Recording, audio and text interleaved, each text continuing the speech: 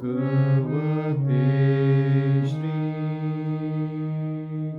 Arunachala Ramanaya.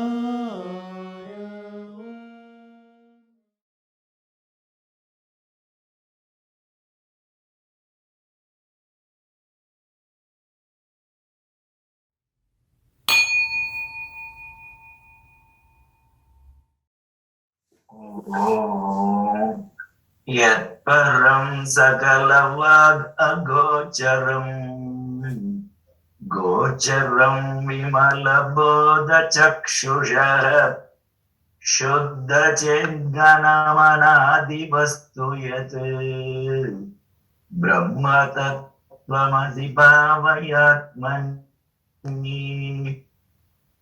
This is from Vivek Chudamani of Shankaracharya.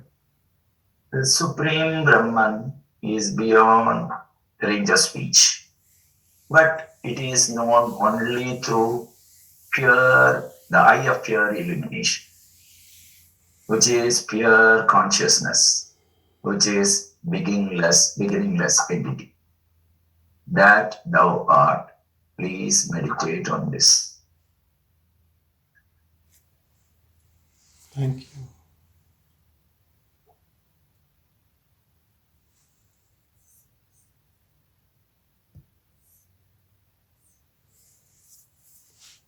Eye of pure illumination.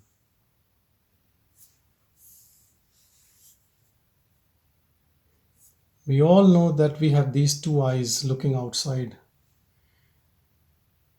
And eyes are one of the main sources of our discrimination and analyzing and judging and also interest, apart from smell and hearing and touch. But I'll tell you, there is another eye. It is known as inner eye. We all have that inner eye. And that inner eye actually controls these external eyes also. And that inner eye, when get established in the self, in that God within us, then what happens is these external eyes see but don't see. It takes away vasana from the eyes.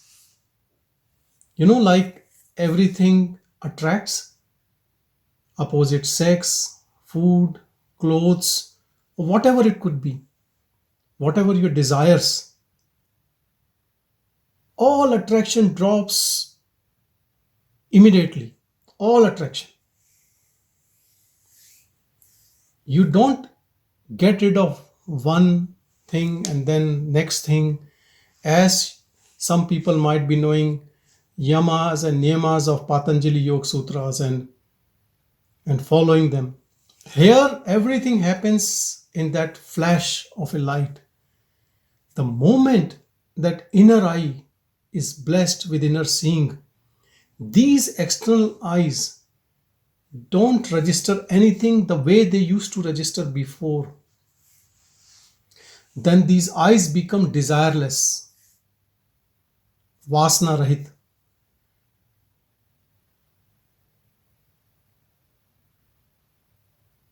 And these eyes then have no control of their own.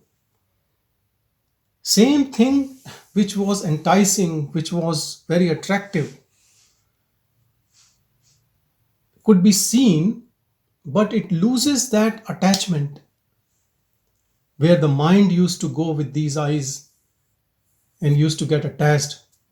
The vasana and your karmas don't start when you do an act.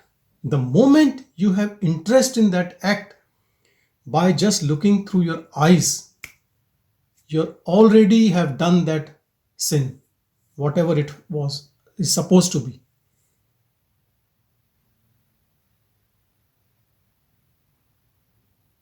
Any vasana, any attachment coming through the eyes are right now, if you don't have that inner eye established, seeing the self, it is governed by the mind. The moment inner eye sees the source, control of mind over the eyes is gone. These external eyes becomes like vestigial organs. They are not taking any rasa from seeing. It can still see, it can see a movie, it can see beautiful things, will not look ugly. But there is no vasana, no attachment, no attraction. And I'll tell you, this is looks very simple, but it is the ultimate truth. Inner eye opens, inner eye sees that self, and external eyes lose their all abilities. And what is the product of it? What is the someone, a person, a sansari, a worldly person can ask, what is the benefit if these eyes are not appreciating whatever interest? It is disinterested viewing. What is the benefit? The biggest benefit is that you are in supreme bliss. Bliss not because of seeing things which we were getting in the past. Why people travel to so many places to see beauty, external beauty, valleys and whatever, lakes and ocean and whatever? Because these eyes are looking externally to gain some pleasure.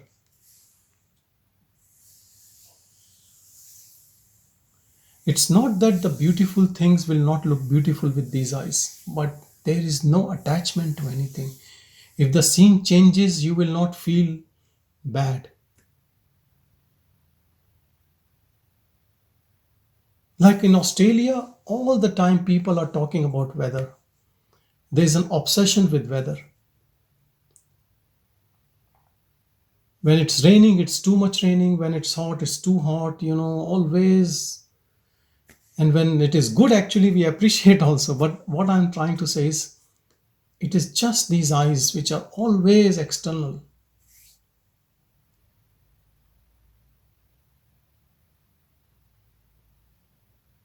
The moment that inner eye sees that God in our heart, it gives control of external eyes also to the heart.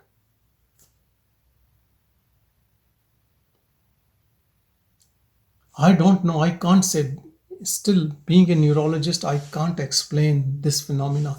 How the brain circuits changes, or I don't know, no one has seen on scans that any, yes, different parts of the brain gets activated, that's all we know. Because what is the seat of mind? Mind uses brain, but brain is not mind.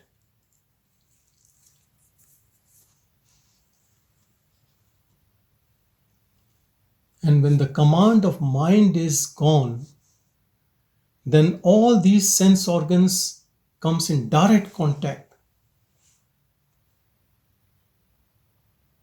with self, with that awareness, which is raw. And because it is raw and pure, it actually washes away all the sins of all these, because these organs are not having any sin. It is the mind which tries to derive pleasure from these sense organs. Once that mind surrenders to that inner seeing through the inner eye, then all these organs are also having shower of that blessings from the self. Middlemen gone, they become pure. It is pure seeing without any judgment.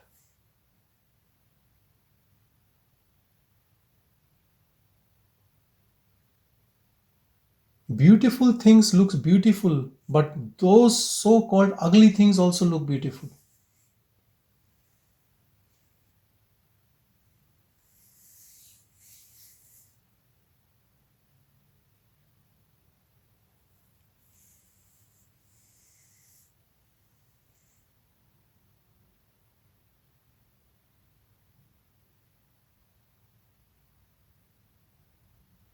Once we see that inner self through that inner eye,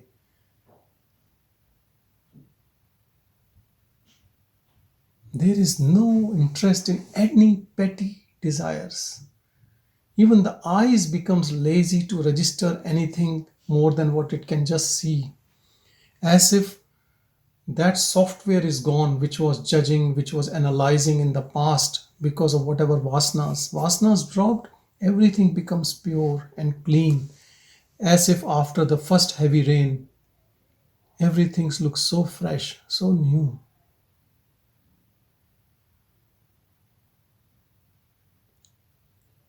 It looks like all the fogginess is gone, everything is clear and clean and pure.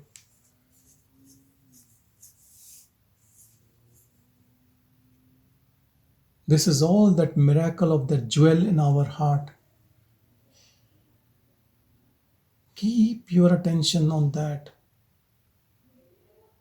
Our attention does magic. It unfolds.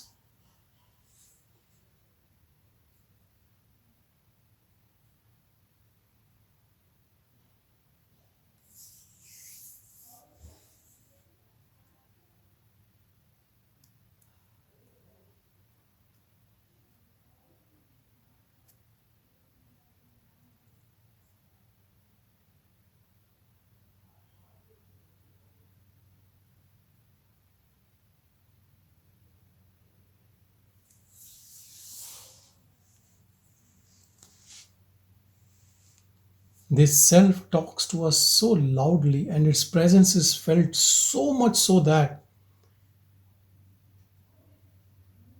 the one who knows it has no doubt.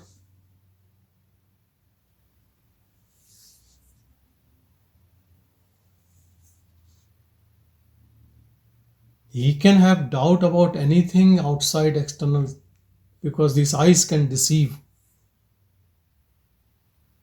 Some people are colorblind, someone can have some sort of blindness or double vision or whatever. But this inner eye, when it gives darshan of that self, you have no doubt.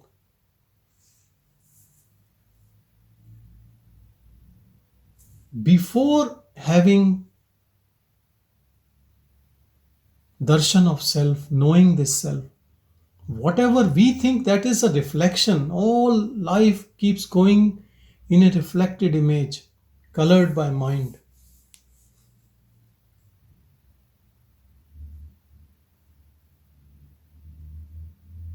Only when we are interested in truth, in reality, then our journey starts outside this dream.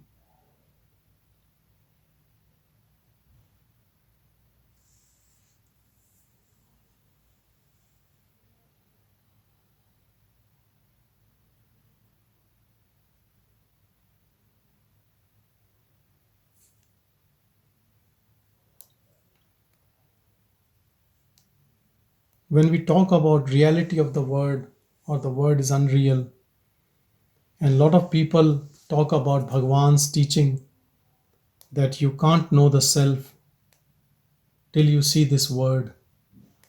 But see this word as real. Until then, you will not know the reality. But don't worry about any concept, don't make any concepts. Just keep your attention on your heart, not what is being projected through sense organs or what the mind is saying. If you can start staying in self without taking help of sense organs and mind,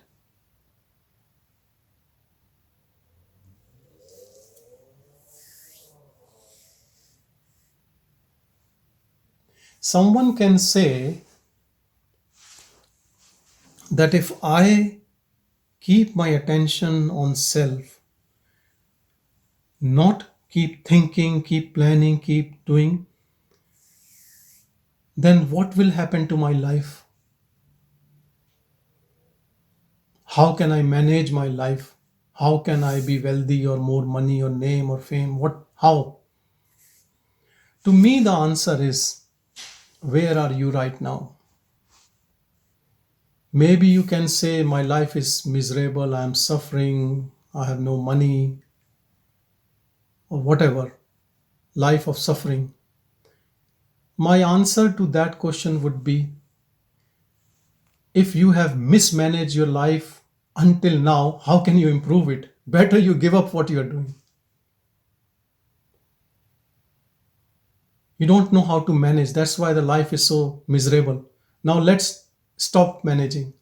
Let give to some higher power to manage. That's what about the job is. If someone is incapable of job, then the job needs to be given to someone else. So then stop doing what you are doing and just keep attention on, know that you are incapable of managing this world. That's good. And if you are convinced, then put your energy here. Other person can say, no, no, I have done all the good things with my mind. I'm one of the richest persons, or I have everything what I desired, and I'm a self-made man.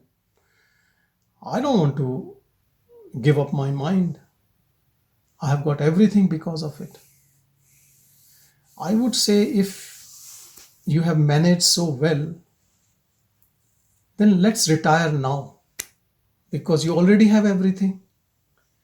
Then what is stopping you to retire? You should be the first person to retire.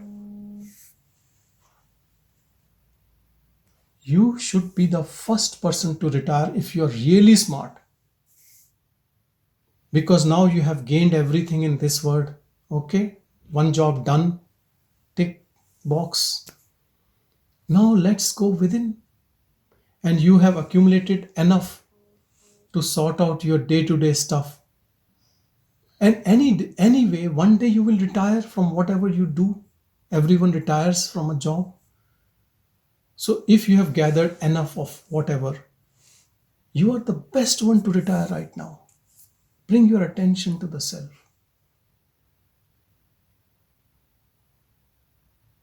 Now, what excuse is left? I'm telling you because mind gives excuse after excuse after excuse for you not to know reality. Because knowing reality is death of the mind, death of the game, this Leela, this play going on.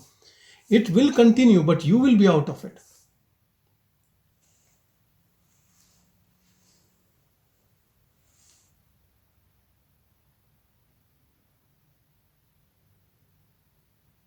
Understand, this is a serious matter. And whom I'm trying to convince, I don't know. Maybe your mind. Because that self is always the same. But what you think you are, that is a myth.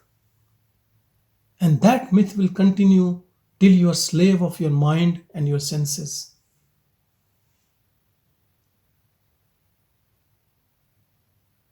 The moment you have darshan of the self, you know that you are bodiless. And your sense, all these sense organs have no power to trap you.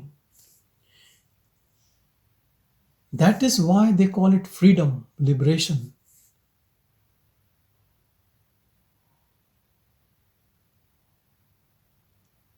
Liberation from what? Liberation from our own bondage.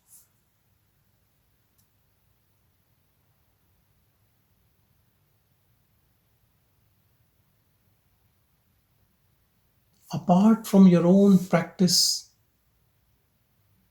apart from listening to someone who has tasted that liberation, and scriptures, which are also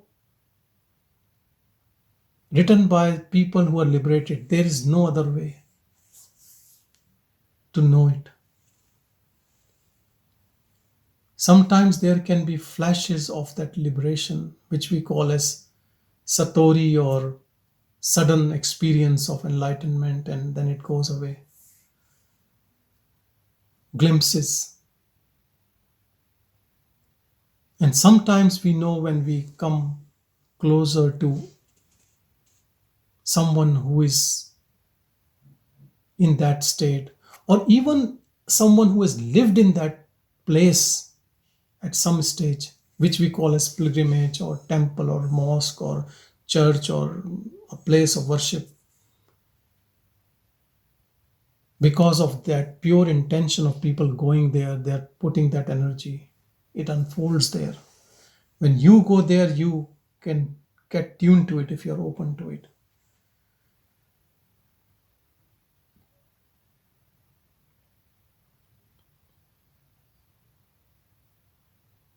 But without your interest, it will not happen. That is the thing. It's not like you have no interest and it will come to you.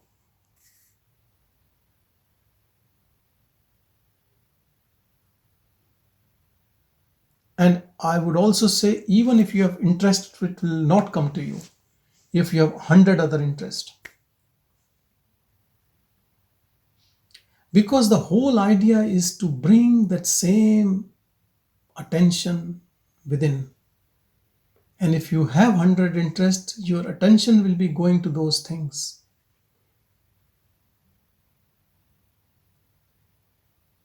Sometimes we sit in contemplation, sitting together in silence. And as soon as that time is over, or we say, okay, we have done, people can't stop talking about something completely different. Because mind, it was death of the mind. It was suffocating in that energy, mind.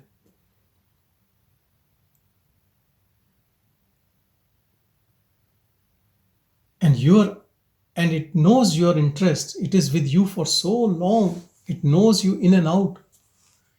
It blackmails us all the time. And you get into this trap.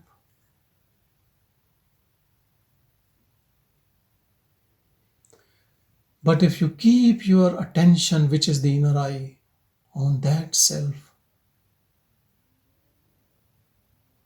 you start listening to it. It talks to you. Its talk is not in form of any words or thoughts. It talks in form of silence.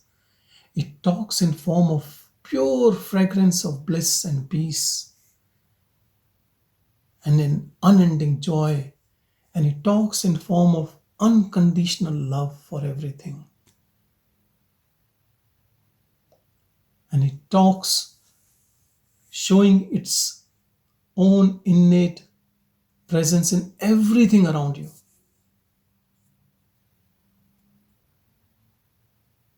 Everything becomes important, or you can even say everything becomes unimportant. Because for us, important things are with whom we associate or attracted to or possess.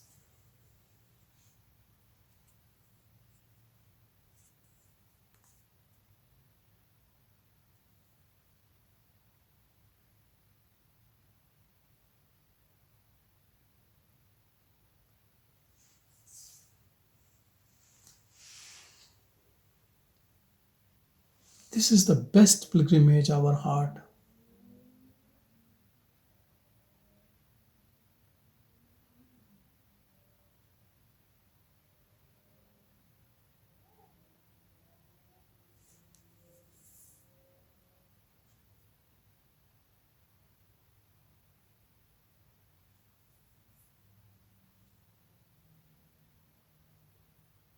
Start loving yourself. Start this tapas, this practice in solitude. When you're alone,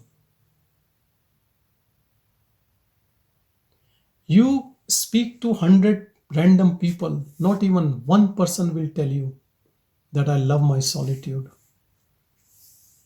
If someone says, I love my solitude, you speak to them, they will say, yeah, I love reading a book.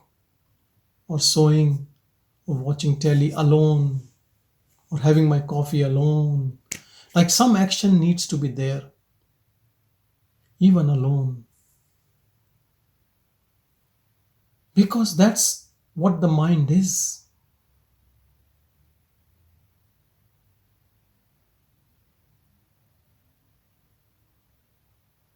You know how many apps are there?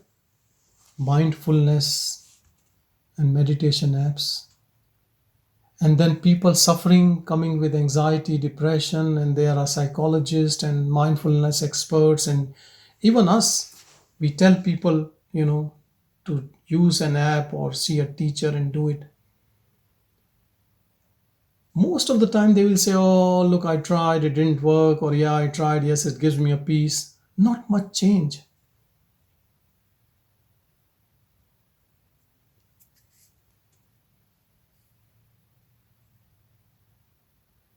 Because this interest in that is grace.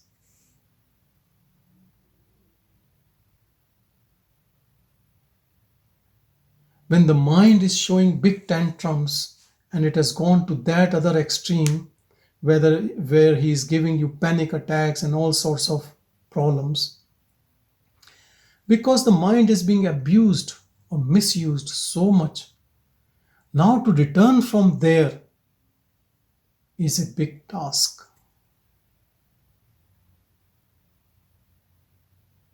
A simple app people put in their earplugs and lie down in the bed 10 minutes each day. How can it fix it?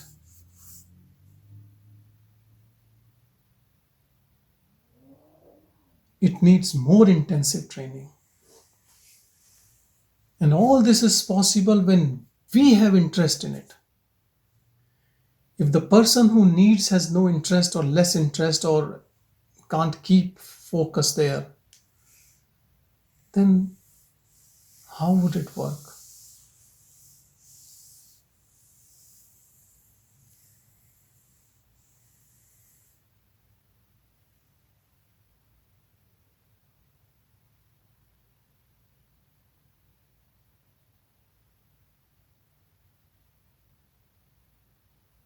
And the teachers, meditation teachers, you can do 20-hour course, 40 hours course, and you become a meditation teacher. You yourself are full of ego, mind, and then you become a teacher by holding a certificate in hand, and then you guide others. And then you start another meditation teacher training course, and then you become teacher of teachers. Perhaps you can also do PhD, and you can write dozen of books on meditation.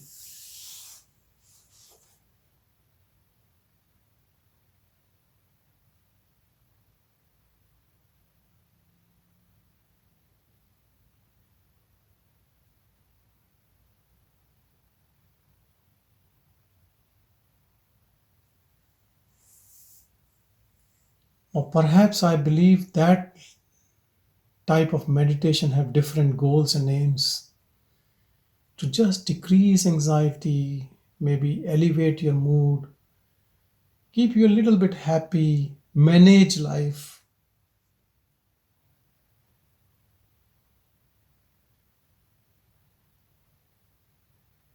Here we are trying to throw out the manager out of the window.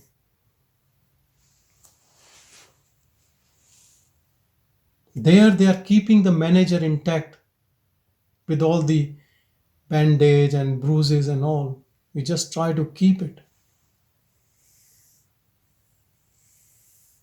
Here we are throwing him off, manager out of the window.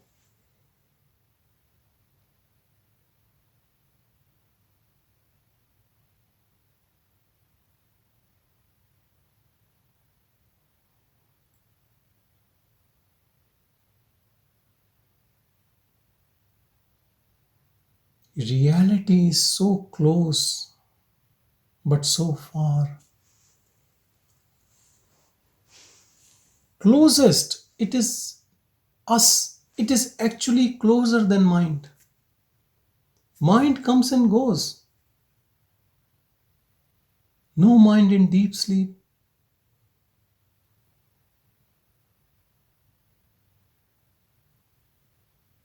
Thoughts also have gap.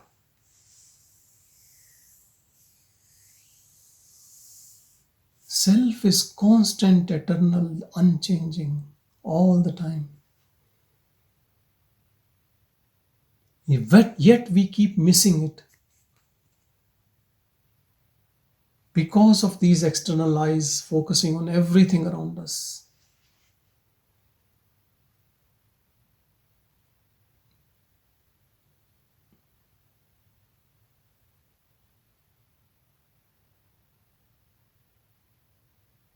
So-called religious people or spiritual people, they become more religious than spiritual. That becomes a big worry actually sometimes. Very ritualistic.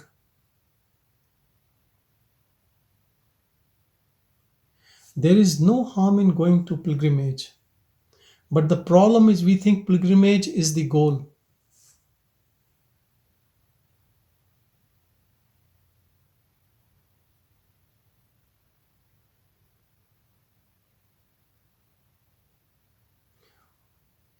Even wherever you go or not go, your attention should be here on your heart.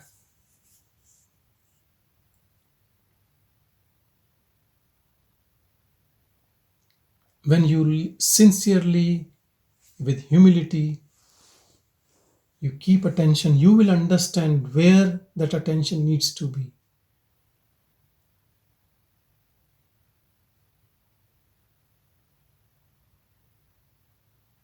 Then these hundreds of things which keeps coming to the mind to sort out, everything disappears.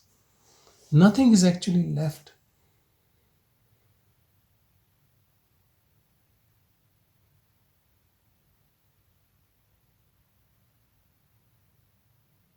People call it emptiness, but it is fullness of bliss.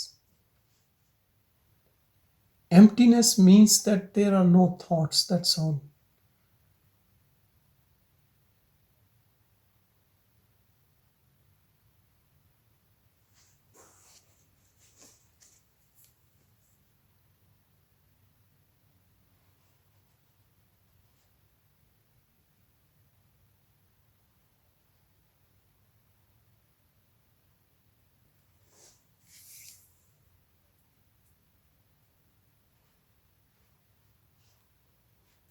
We have tried to please people around us,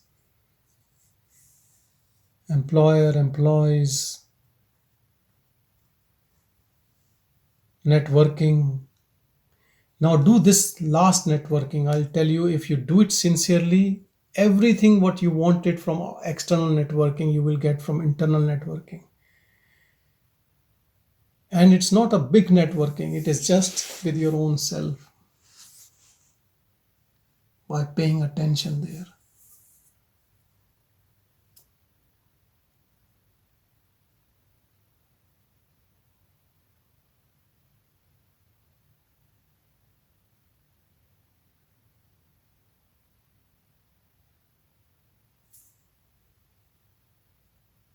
No need to follow any teaching. Once you understand truth that you have to do this, then start doing it. Pay attention on your heart. No need to compare notes and keep going from guru to teacher to this. No need. Everything is inbuilt.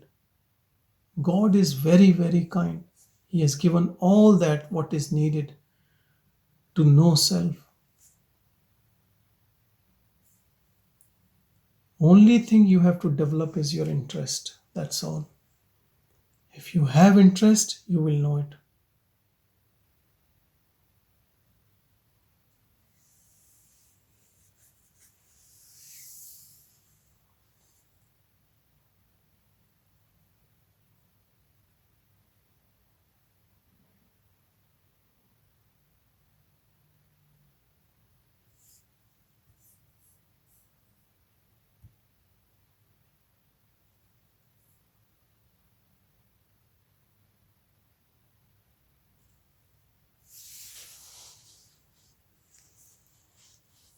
Whether you are at home, I talked initially about solitude and when you're alone, keep attention.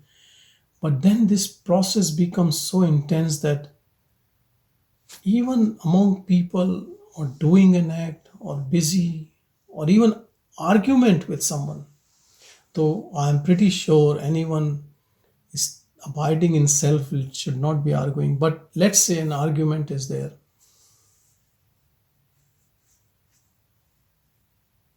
your attention will not move from the self. Your attention means it becomes so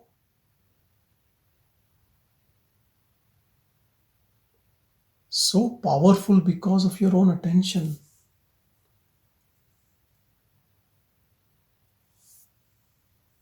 And then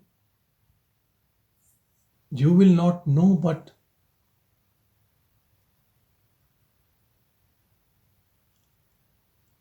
one day it becomes so natural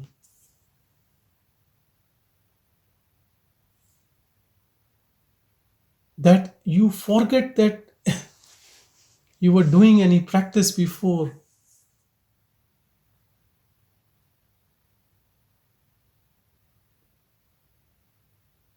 And you know why? Because this is our natural state.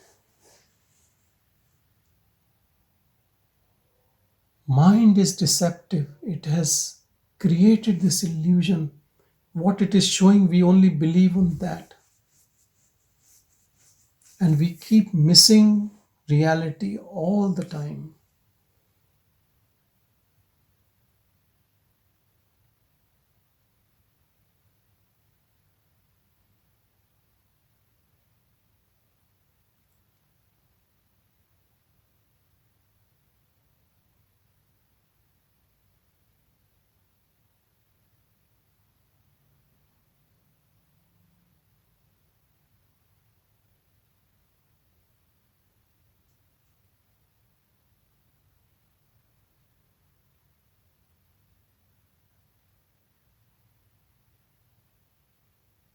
Satsang is nothing but reminding you to stay in the company of truth.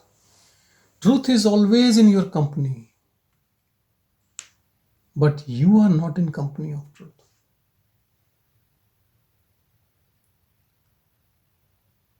They say that you move 2 steps, God moves 4 steps. I would say God is already there. You just have to move. He is only waiting for you with open arms to hug you. As soon as you know you disappear, that power of that self is so intense in which person cannot survive.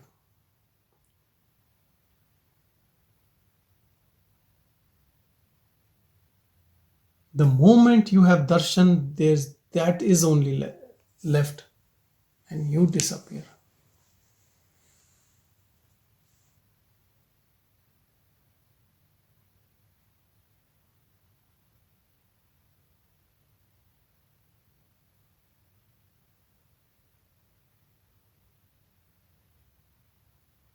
How this will happen? This will only happen if you give up what you think you are doing.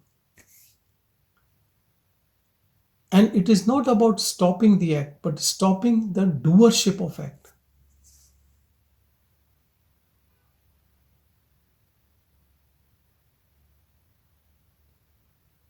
Some people, they keep thinking all the time something, and they are walking on the road and their head strikes on a pole. And then they say, oh, I was just in my thoughts. They are on the other extreme. So you stay attentive to the awareness and whatever doing. You are not going to hit the pole because you are on the other side. You are in so much of awareness where no thought is surviving.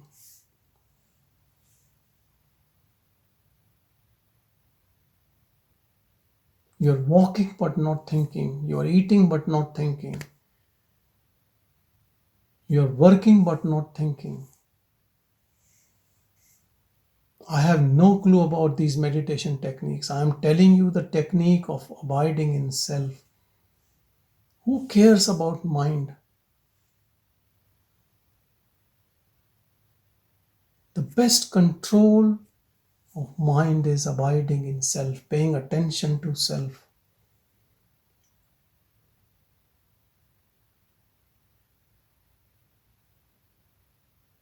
People say Bhagavan's teaching is self inquiry. I will say that is Bhagavan's secondary teaching. First is to just be. Silence. Summa Yeru. Just keep quiet. That is his first teaching. And that is his last teaching for what should I say, a person who can understand. Just keep quiet. Self inquiry, self attention, all these are, if you don't understand silence,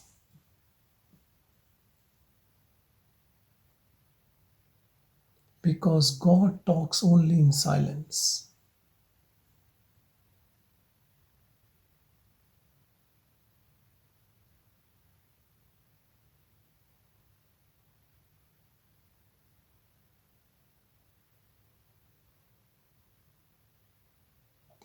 When people go to Arunachala,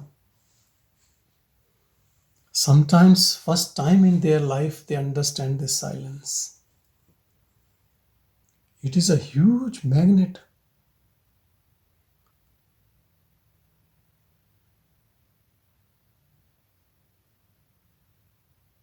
Biggest self in the world. Self in a form.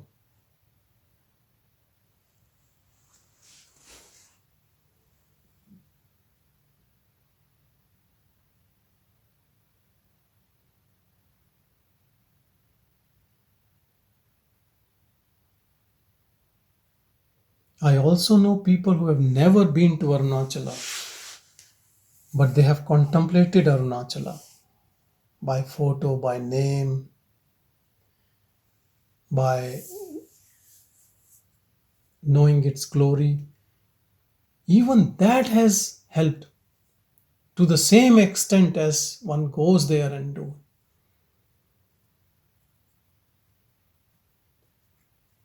It is a guru in a form.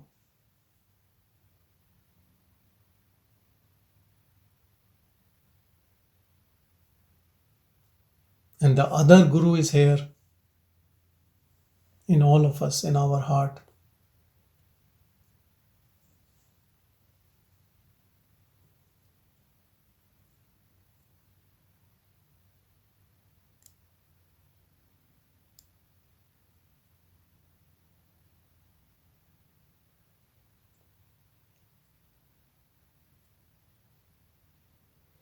But once you understand your own self, you abide in that. Arunachala also looks the same self as it's talking to you in silence. Form is just an illusion. It is that pure energy.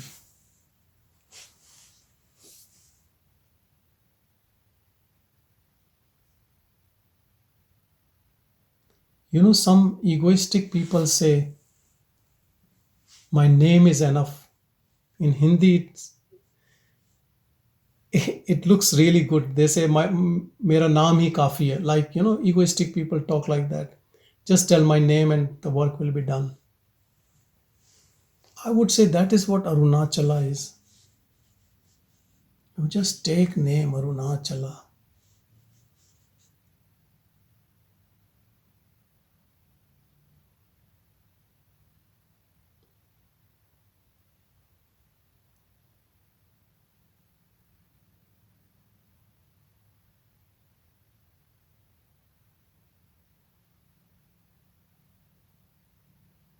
One thing in the word with form whose name has so much power, Arunachala.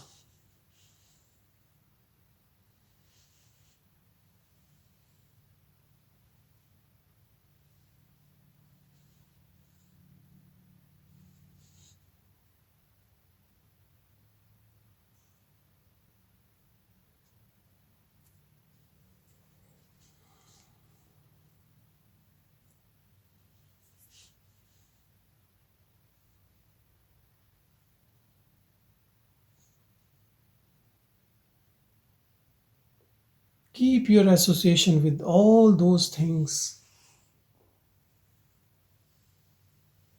through which self is emanating, oozing out. Because self is also very infectious, it percolates in satsang, it elevates your own inner energy, it unfolds within you as if in satsang grace touches you. Yes, sadhana we all do in solitude and we should continue, but it gives a booster.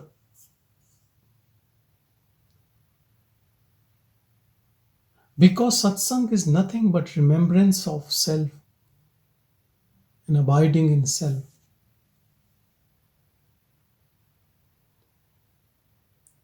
And when there are so many beings intensely devoted to it, it becomes a bliss of self,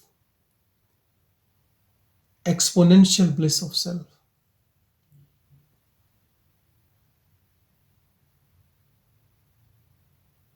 There is no difference of time and space in it.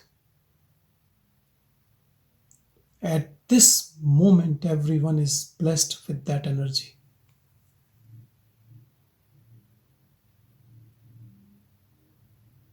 That is power of satsang.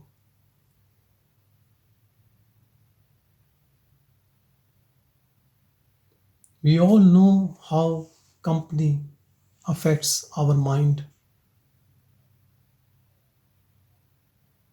If your company is in self, then you know what it will do to the mind. It will leave no avenue for the mind to survive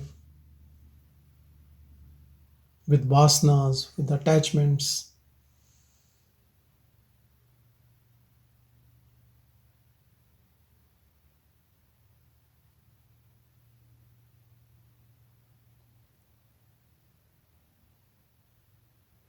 They always say company of holy men is important. Who are holy men? Holy men are those people who are in search of self, always remembering self, or they are in that self.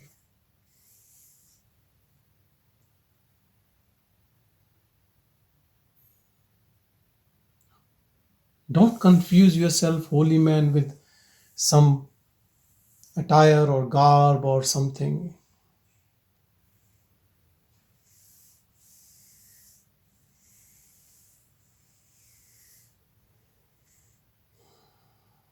We are not talking about religious men.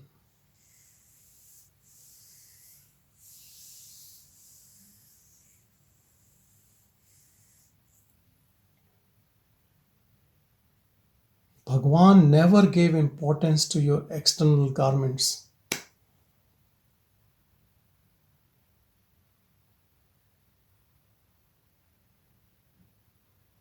Wearing robes or whatever. He gave no importance to it.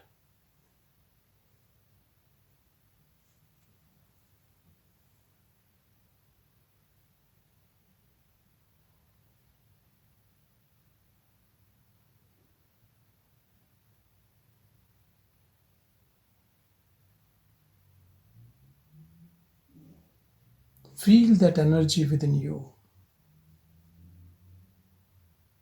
It is talking in silence to all of us all the time.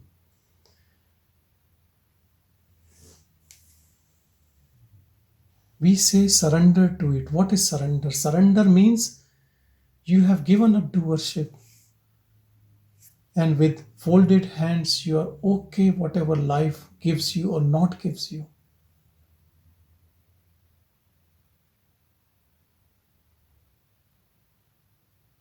Sometimes I feel Bhagavan was more sincere than any spiritual seeker I've ever seen, even after attainment.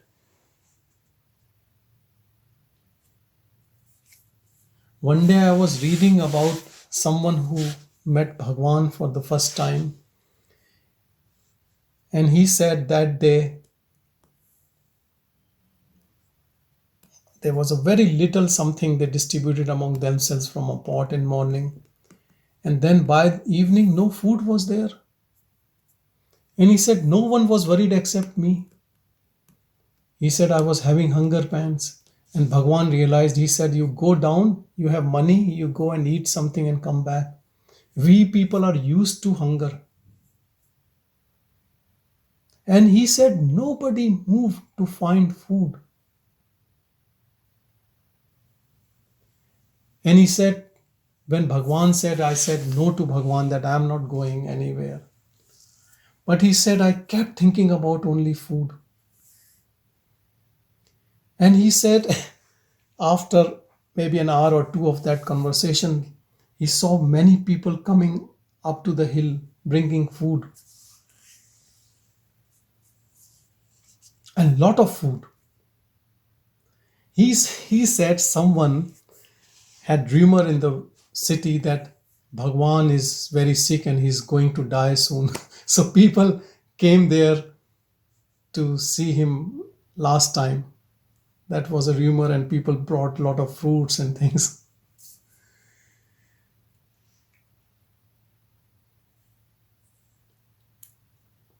I would say if you don't know what tapas is, keep reading Bhagwan's stories.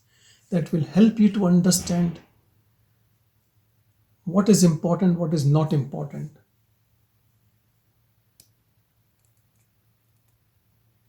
How to end this doership.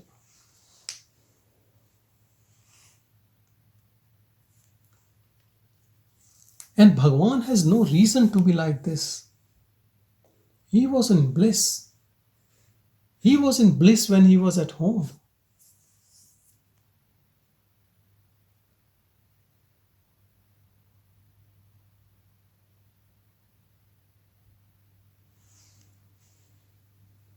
So many people, if you check new books coming on Bhagwan or YouTube, so much of misinformation, or people think he was doing tapas and then he got enlightenment because he was doing tapas in caves. He was not doing any tapas, he was just enjoying his supreme bliss.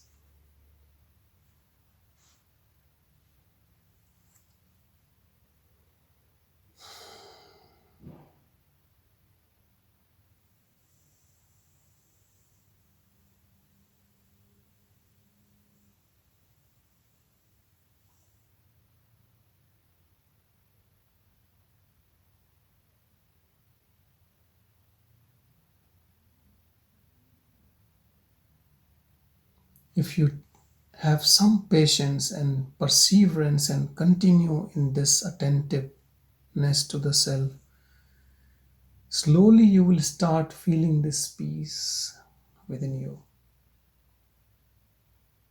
Just don't stop. Continue your attention there. You will not know when effort becomes effortless.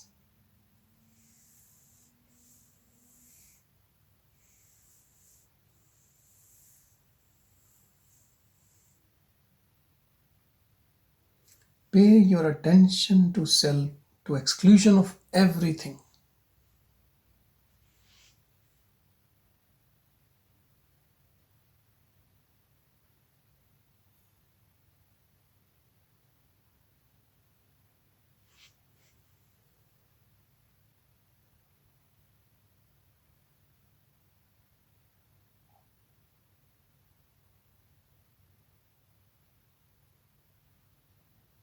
Don't stop till the divine God is revealed in you. Don't give up.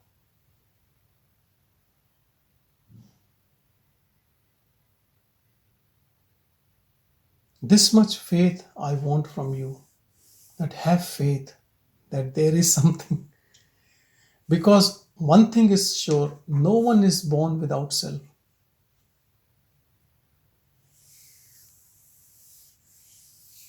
God is kind enough to give self to everyone. Because self is the source through which everything is manifesting. This mind, this whatever word you see, that self is God. That is in everyone.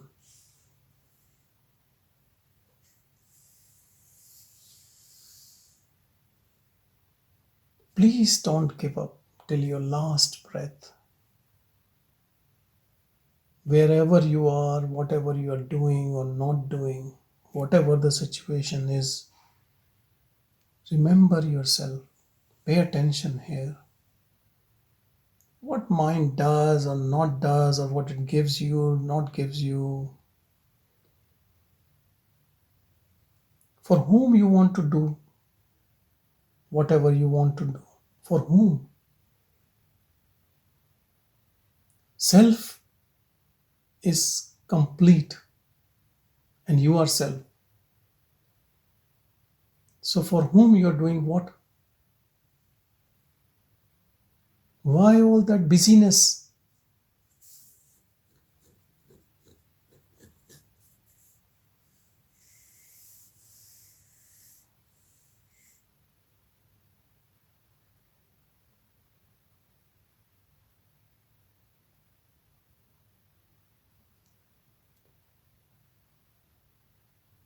All practices in this world keeps the mind and talks about stress reduction, stress management. They don't say stress finish, stress booster, mind destruction. No, no, no. They want to keep it because they have so much of vested interest. They just want to manage it. Keep the ego alive. Keep everyone's business going on. Meditation apps, meditation teachers, and all sorts of rubbish. Anti-anxiety, antidepressants, antipsychotics. Keeping doctors busy, psychologists busy, everyone busy because it's a business. And the second thing is nobody knows. Nobody wants to finish the story.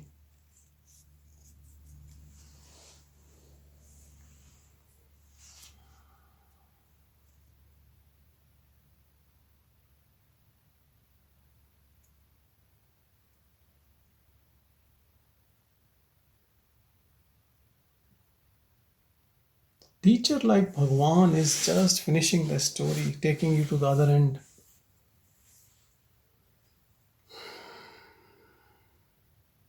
You should be thankful if you treat Bhagavan as your guru, your teacher, because he is par excellence, uncomparable.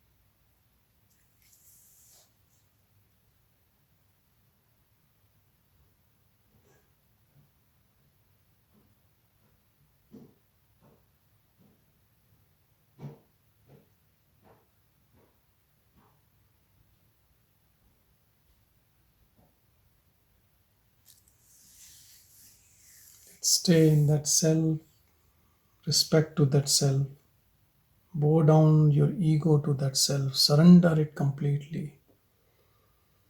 So only self is left, Brahman, pure gold.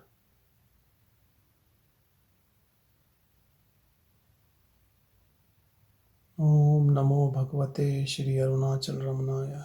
Om.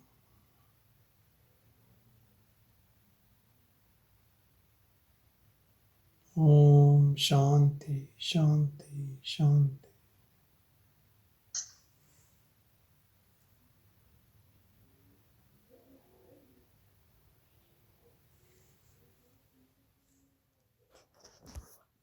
Thank you, Sanjay. Thank you, everyone. Thank you. Beautiful. Thank you. Thank you, everyone.